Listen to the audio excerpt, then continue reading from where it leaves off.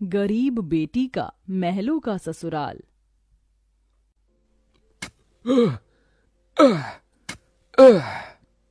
तपती धूप में वह गरीब किसान खेतों में फावड़ा चला रहा था। उसके माथे से तर तर पसीना बहे जा रहा था। तभी गंगा गमछा उठाकर पिता का पसीना पोंछती है। बाबा, आपके माथे से कितना पसीना बह रहा है।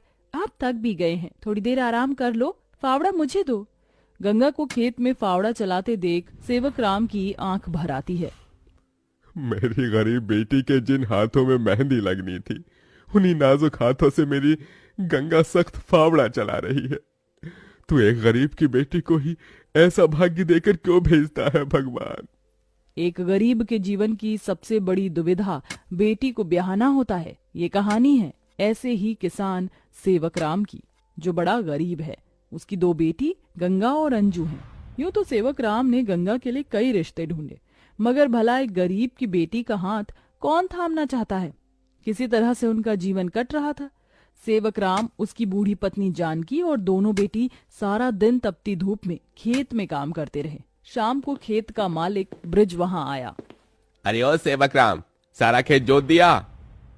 जी ब्रिज बाबू, खेत भी जोत दिया और बीज भी बो दिया।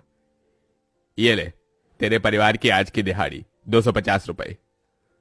ये क्या मालिक, आप पैसे तो कम दे रहे हैं।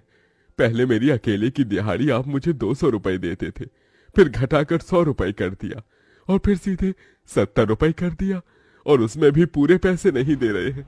मैं, मेरी दोनों बेटी और पत्नी को मिलाकर हम कुल 4 जन आज खेत में दिन भर जर मर कर खटे हैं। अरे 30 रुपए ही तो कम है, उसमें क्या तू खरीद लेगा? है एक एक रुपया भी मेहनत से कमाना पड़ता है मालिक। फिर ब्रिज बाकी के 30 रुपए भी सेवक राम को दे देता है, जिसके बाद वह अपनी मढ़ई में आ जाते हैं और गंगा सबको खाना बनाकर खिलाती है और एक फटे गुदरी पर पूरा परिवार जमीन पर लेट जाता है। मगर एक पिता होते हुए सेवक राम चिंता में सो भी नहीं पाता। वह रात भर आंसुओं से बिछौना भिगोता है। अजी, आप अभी तक जाग रहे हैं? जिसके घर में जवान बेटी ब्याहने को हो, वो कैसे सोए? जाने मेरी गरीब बेटी के भाग्य में क्या लिखा है। भगवान ने सभी के घर आंगन में भाग्य जाग रहे हैं, मगर मेरी मढ़ई के आंगन में मंडप कब बनेगा? अजी, तुम चिंता मत करो, भगवान ने कहीं न कहीं जोड़ी बनाई होगी। सेवक राम का यही दुख कम न था। अभी तो और भी कठिनाई आने को थी। अगले दिन जब चारों खेत में पहुंचे कि तभी क्यों रे सेवक, कल